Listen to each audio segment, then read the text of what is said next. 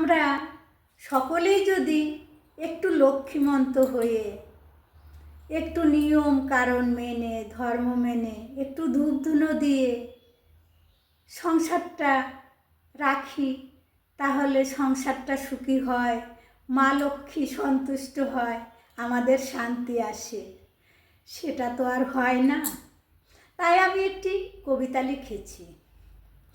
মা লক্ষ্মী মা, মা লক্ষ্মী মা, তুমি একা একা এসো না মা, দুর্গা মায়ের সঙ্গে এসো।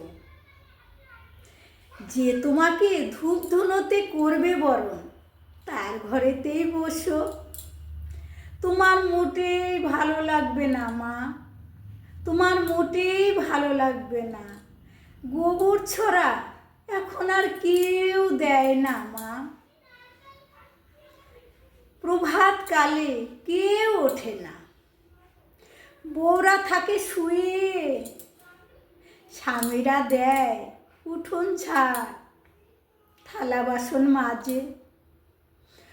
বউরা উঠে বিরাস হাতে দন্ত মাজে।